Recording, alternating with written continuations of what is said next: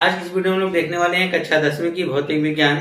तो भौतिक विज्ञान में हम लोग इम्पोर्टेंट प्रश्न जो हैं आपसे जो बोर्ड पेपर में पूछे जाएंगे वह देखते हैं कौन कौन से हैं। जैसा कि आपको पता होगा कि जो भौतिक विज्ञान है यानी विज्ञान में से विज्ञान को 3 भागों में डिवाइड किया गया है, जीव विज्ञान, रसायन विज्ञान और भौतिक विज्ञान, जिसमें से जीव विज्ञान और भौतिक विज्ञान आपके 25-25 नंबर के होते हैं और रसायन विज्ञान आपके 20 नंबर का आता है। ठीक है, तो यहाँ पर हम भौतिक विज्ञान की चर्चा करेंगे। तो इसमें हमने आपके सामने टोटल 11 प्रश्न लिखे हुए हैं। ठीक है, यह 11 प्रश्न ऐसे प्रश्न हैं जो कि बोर्ड पेपर में आने के चांसेस पूरा मान लीजिए हैं। ठीक है, यह सब के सब इम्पोर्टेंट क्वेश्चन है क्योंकि इनको बोर्ड में कई बार पूछा गया है। ठीक है, अक्सर इनमें कुछ ऐसे प्रश्न हैं जो हर साल पूछे जाते हैं और जैसा कि हम आपको बताना चाहते हैं कि जो आपका बोर्ड पेपर में क्या कहते हैं प्रश्न आएंगे वह कुछ इस प्रकार से आएंगे कि उसमें जो विकल्प होंगे, पहले आपको पता होगा कि विकल्प जो होंगे आपके 20 होंगे,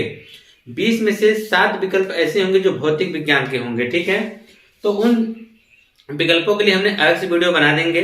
ठीक है, और उसके बाद आपसे 4 नंबर के 3 प्रश्न पूछे जाएंगे। ठीक है, और एक प्रश्न आपसे पूछा जाएगा 6 नंबर का, क्या है 7 नंबर आपके बहुविकल्पी पूछे जाएंगे। ठीक है, फिजिक्स में तो आपका कितना नंबर हो गया बहुविकल्पी यानी MCQ मल्टीपल चॉइस क्वेश्चन वाले कितने नंबर हो गए 7। ठीक है, और आपसे 4 नंबर के 3 प्रश्न पूछे जाएंगे, हो जाएगा 12, और एक तो आपसे पूछा जाएगा 6 नंबर का, हो जाएगा 6। अगर इन सबको जोड़ेंगे तो आपका कितना आ जाएगा 25 नंबर आ जाएगा। ठीक है, तो ये MCQ वाले हम लोग इसकी अगली वीडियो में देखेंगे कि इसका जो बहुविकल्पी प्रश्न है वह कौन कौन से इंपॉर्टेंट हो सकते हैं। और हाँ, यह कोई जरूरी नहीं कि इसमें जब आप 3 प्रश्न पूछे जाएंगे, 3 1 4 प्रश्न पूछे जाएंगे, चारों के चारों प्रश्न आपके थियोरेटिकल ही हो, उसमें से एक आध न्यूमेरिकल्स भी हो सकता है। और न्यूमेरिकल्स किस प्रकार से पूछा जा सकता है, आपसे न्यूमेरिकल्स देखिए 2 ही चैप्टर से पूछे जा सकते हैं। या तो आपसे पहला यानी प्रकाश से पूछा जा सकता है, प्रकाश से पूछेगा तो उससे आपको संबंधित आरेख भी खींचने को कहेगा। ठीक है, आवर्धन दे देगा यानी आवर्धन भी पूछ सकता है, उसमें आपको क्या कहते हैं उससे संबंधित क्या कहते हैं लेंस हो या दर्पण से संबंधित क्वेश्चन किया जा सकता है और उससे संबंधित किरण आरेख खींचने के लिए भी कह सकता है। अगर वह क्वेश्चन विद्युत से पूछता है तो जरूर यकीन मानिए कि वह आपको कोई डायग्राम देगा बनाने के लिए। ठीक है, या बनाने के लिए देगा या बनाया आपको डायग्राम देगा, उससे संबंधित कुछ क्वेश्चन को करेगा। तो जिस प्रकार के न्यूमेरिकल यह पूछता है बोर्ड में, हम उसके एक वीडियो आपको अलग से प्रोवाइड करा देंगे। ठीक है, अभी हम लोग इस पे डिस्कस करने वाले हैं कि कौन कौन से प्रश्न इंपॉर्टेंट हैं। इसके आप शॉर्ट लिस्ट निकाल कर रख लीजिए और इन सभी क्वेश्चन को तैयार कर लीजिए। हम इतना यकीन के साथ कर सकते हैं कि इन्हीं में से ही आपसे पूछा जाएगा। जैसे कि अब देखिए पहला प्रश्न कहा गया है कि दूरदृष्टि दोष किसे कहते हैं, इस दोष के निवारण के लिए किस प्रकार के लेंस प्रयुक्त किए जाते हैं, किरण आरेख द्वारा समझाइए।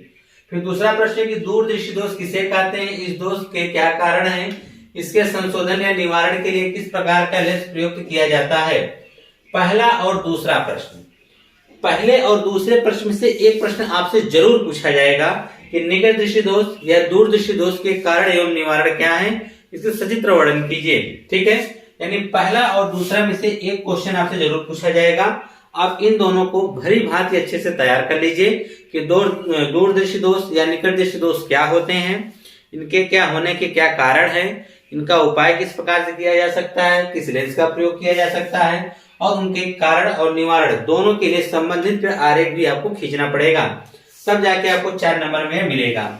अब क्वेश्चन नंबर 3 जो कहा है कि ओम का नियम क्या है, इसके सत्यापन के लिए आवश्यक प्रयोग का वर्णन परिपथ आरेख खींच कर कीजिए। ओम का नियम जो कि अब बहुत ही वेरी इंपॉर्टेंट है, ओम का नियम आपसे पूछा जा सकता है और यह लगातार अक्सर बोर्ड पेपर में पूछा भी जा रहा है कि ओम का नियम क्या है, इसके सत्यापन के लिए आवश्यक प्रयोग का वर्णन परिपथ आरेख खींचकर जो कहना बताना है आपको। ठीक है, यह क्वेश्चन आपसे जरूर पूछा जाएगा, इसको आप बहुत ही अच्छे तरीके से तैयार कर लीजिए। ठीक है, नेक्स्ट क्वेश्चन जो है विद्युत मोटर, वेरी इंपॉर्टेंट, यह जान लीजिए कि पेपर में आपके छप चुका है। यह आपसे 6 नंबर में पूछा जाएगा। कितने नंबर में पूछा जाएगा 6 नंबर में आपसे क्वेश्चन जरूर पूछा जाएगा। बाकी इसके ऊपर जो आपने देखा इन दोनों में से या ओम, यह आपसे 4 नंबर में पूछे जा सकते हैं। ठीक है, लेकिन यह जो आपका है विद्युत मोटर, ये आपसे 6 नंबर में पूछा जाएगा। ठीक है, कहा है कि विद्युत मोटर का नामांकित आरेख खींचे, इसका सिद्धांत तथा कार्यविधि स्पष्ट कीजिए। विद्युत मोटर में विभक्त वलय का क्या महत्व है। देखिए विभक्त वलय का क्या महत्व, जब आप विद्युत मोटर के पार्ट के बारे में लिखेंगे उसमें विभक्त वलय भी आप लिख देंगे। ठीक है, क्योंकि उसके पार्ट ही एक विभक्त वलय है। और इधर जान लीजिए कि आपके बोर्ड पेपर में यह प्रश्न छप चुका है। ठीक है, आपके पेपर में विद्युत मोटर आएगा या प्रत्यावर्ती धारा, दोनों में से एक तो जरूर आना तय है। तो अक्सर ज्यादा चांसेस विद्युत मोटर ही पूछता है। तो विद्युत मोटर आप बहुत ही अच्छे तरीके से तैयार कर लेंगे, क्योंकि आपसे 6 नंबर में पूछा जाता है। ठीक है, तो विद्युत मोटर यह हो गया। अब अगला 5वां है विद्युत जनित्र। इन दोनों में से एक ही पूछेगा, यह नहीं कि दोनों, 4 और 5 में से कोई एक पूछेगा। ठीक है, और यह 6 के नंबर में पूछा जा सकता है। जो कहा है कि विद्युत जनित्र, विद्युत जनित्र 2 प्रकार के होते हैं, प्रत्यावर्ती दृष्टि धारा और प्रत्यावर्ती धारा जनित्र। एक होता है दृष्टि धारा जनित्र, दोनों में से कोई एक पूछेगा। अगर वह आपसे कह दे कि विद्युत जनित्र क्या होते हैं, ये नामांकित आरेख खींचे तथा कार्यविधि स्पष्ट कीजिए। अब इसमें किसी का नाम नहीं लिया है। अगर आपका प्रत्यावर्ती दृष्टि धारा तैयार है, प्रत्यावर्ती वाला कर दीजिए, या दृष्टि धारा तैयार है तो उसको कर दीजिए। ठीक है, लेकिन अगर जब नाम लेके कहेगा तो आपको अलग अलग करना पड़ेगा। ठीक है, फिलहाल अक्सर प्रत्यावर्ती वाला ही अक्सर पूछता है। ठीक है, तो आप लोग इसको तैयार कर लेंगे, प्रत्यावर्ती और दृष्टि, क्योंकि थोड़ा सा इसके डायग्राम में चेंज अंतर होता है, बाकी कार्यविधि भी थोड़ा सा चेंज होती है, बाकी सब कुछ सेम होता है। ठीक है, तो इन दोनों को आप डिफरेंट इनका देखकर तैयार कर लीजिएगा, प्रत्यावर्ती और दृष्टि धारा, क्योंकि इन दोनों में से चौथा और 5वां में से एक क्वेश्चन तो आना तय है 6 नंबर में। और जो 6 नंबर का क्वेश्चन पूछेगा उसमें अथवा करके भी एक क्वेश्चन देगा, और यकीन मानिए दूसरा क्वेश्चन आपका न्यूमेरिकल ही हो सकता है। जो 6 नंबर का क्वेश्चन देगा, ये 6 नंबर का तो रहेगा, इसमें कोई अथवा नहीं है। 3 क्वेश्चन तो आपको करने ही करने हैं, लेकिन ये 6वां क्वेश्चन जो रहेगा इसमें एक अथवा करके दिया रहेगा। इसके ऑप्शन में एक और क्वेश्चन रहेगा कि 2 क्वेश्चन 6वें में देगा कि इसमें से कोई एक करना रहेगा।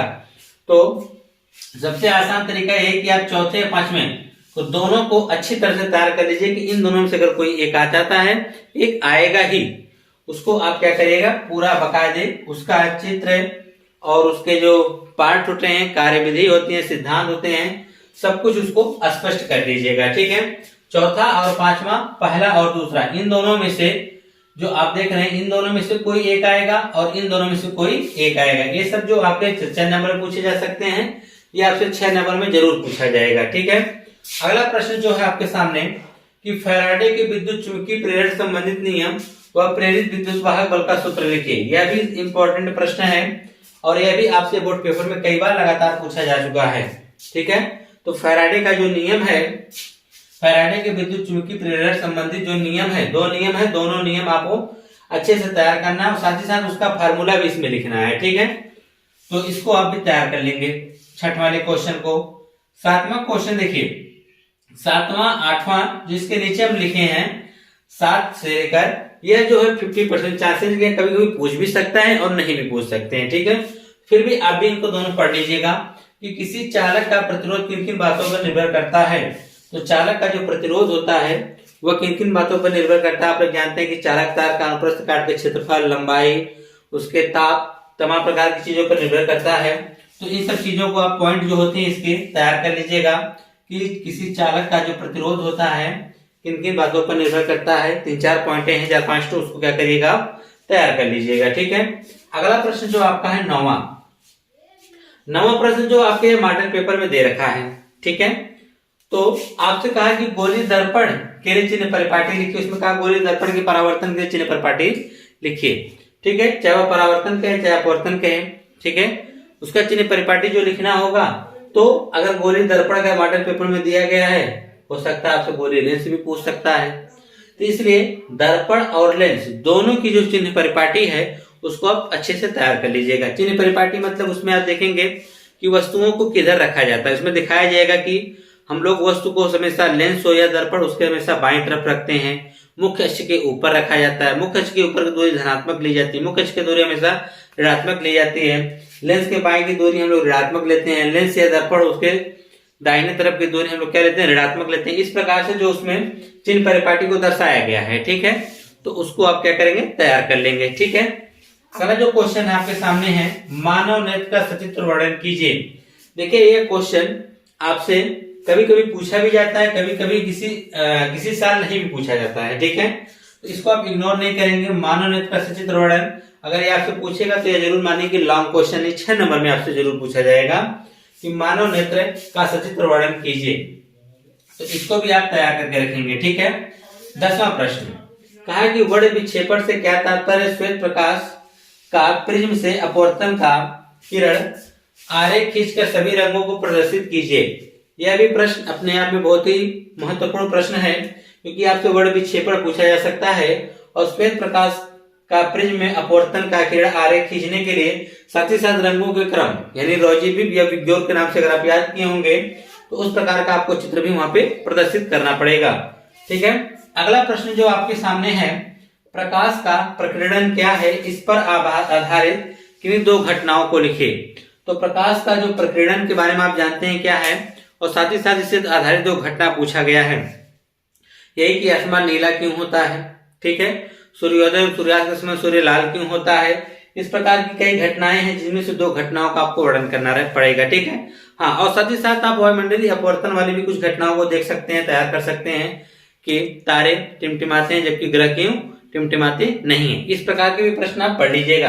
अगर आप इतना तैयार कर लेते हैं तो आप फिजिक्स में यकीन मानिए कि इतने ही में से आपसे पूछा जाएगा और आपकी जो फिजिक्स 25 नंबर की है वो आपकी सिक्योर हो जाएगी कि हाँ हमने फिजिक्स में सब कुछ तैयार कर रखा है, ठीक है। आपको इतना ही पढ़ना है और उसके बाद अगर आपको टाइम एक्स्ट्रा मिले तो और भी चीजें आप पढ़ सकते हैं, लेकिन हाँ सबसे पहले प्राथमिकता इन क्वेश्चनों को दीजिए कि हाँ इन क्वेश्चन को तैयार कर लीजिए। अगर आपके पास समय मिलता है तो अन्य क्वेश्चन के ऊपर भी आप फोकस कर लीजिएगा, ठीक है।